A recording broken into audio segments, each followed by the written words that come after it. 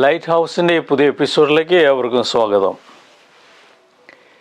George Elliot എന്ന തൂലിക നാമമുള്ള ആംഗലേയ നോവലിസ്റ്റ് മേരി ആൻ 1819-1880 ഒരിക്കൽ എഴുതി, ജീവിതമാകുന്ന കൊച്ചരുവിയിലെ സുവർണ നിമിഷങ്ങൾ നമ്മെ അതിവേഗം കടന്നു പോകുന്നു.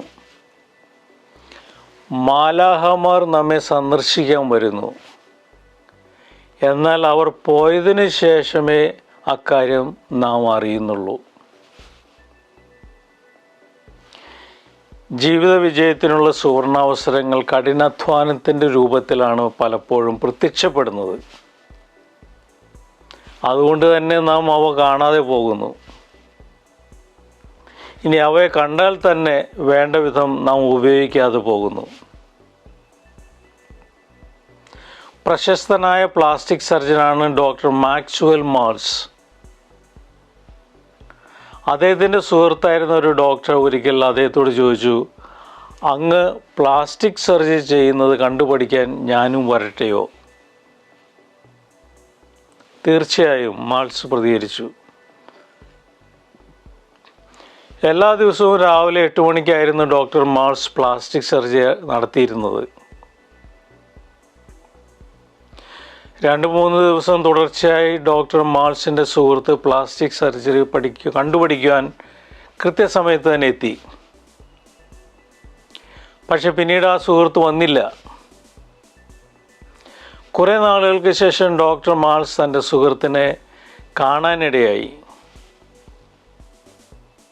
അപ്പോൾ അദ്ദേഹം കാര്യം തിരക്കി. സുഹൃത്ത് പറഞ്ഞു,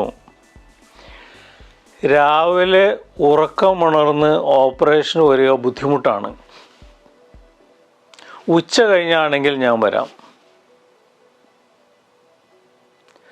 പ്ലാസ്റ്റിക് സർജറിയിൽ താല്പര്യമുള്ള ആളായിരുന്നു ഡോക്ടർ മാൾസിൻ്റെ സുഹൃത്ത്. അത് പരിശീലിക്കാൻ അയാൾക്കൊരു അവസരം ലഭിച്ചു. എന്നാൽ തൻ്റെ ബുദ്ധിമുട്ടോർത്ത് അയാൾ ആ സുവർണ അവസരം പാഴാക്കി.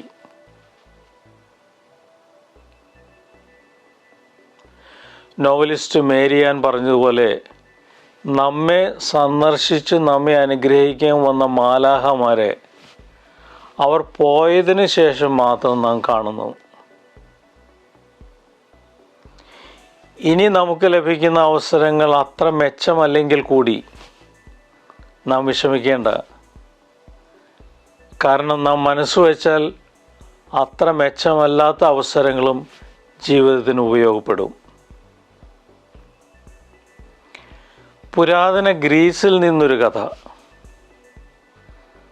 കുറേ രാഷ്ട്രീയക്കാർ ചേർന്ന് തങ്ങളുടെ ഒരു സുഹൃത്തിനെ വെറുതെ ഒന്ന് കളിയാക്കാൻ വേണ്ടി തങ്ങളുടെ കൊച്ചു രാജ്യത്തിലെ ചീഫ് പബ്ലിക് സ്കാവഞ്ചർ ആയി നിയമിച്ചു. തോട്ടിപ്പണി ചെയ്യുന്നവരുടെ മേൽനോട്ടമായിരുന്നു പ്രധാനമായും അദ്ദേഹത്തിൻ്റെ ജോലി.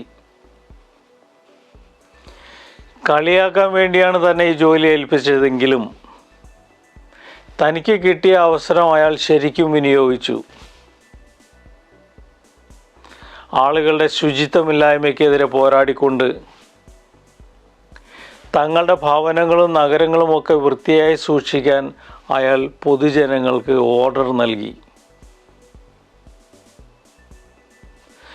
ശുചിത്വമില്ലായ്മയിൽ നിന്ന് ഉടലെടുത്ത പല രോഗങ്ങളും തൻ്റെ നിരന്തരമായ പരിശ്രമം മൂലം ഇല്ലായ്മ ചെയ്യുവാൻ അയാൾക്ക് സാധിച്ചു. അധികം താമസിയാതെ അയാൾ ആ കൊച്ചു രാജ്യത്തിലെ ഏറ്റവും ബഹുമാന്യതനായ വ്യക്തിയായി മാറി. അതോടൊപ്പം ചീഫ് പബ്ലിക് സ്കാവഞ്ചറുടെ ജോലി വളരെ പ്രസ്റ്റീജുള്ള ജോലിയായി മാറുകയും ചെയ്തു. നമുക്ക് കിട്ടുന്ന അവസരങ്ങൾ ഏത് തരത്തിലുള്ളതും ആയിക്കൊള്ളട്ടെ, നാം മനസ്സ് വെച്ചാൽ അവയെല്ലാം നമ്മുടെ നന്മയ്ക്കും വളർച്ചയ്ക്കുമായി ഉപയോഗിക്കാൻ തീർച്ചയായും സാധിക്കും. അതുപോലെ തന്നെ നമ്മളെ മുട്ടി വിളിക്കുന്ന മാലാഖമാരായ അവസരങ്ങൾക്ക് എപ്പോഴും വാതിൽ തുറന്നു കൊടുക്കുവാൻ നമുക്ക് ശ്രമിക്കാം.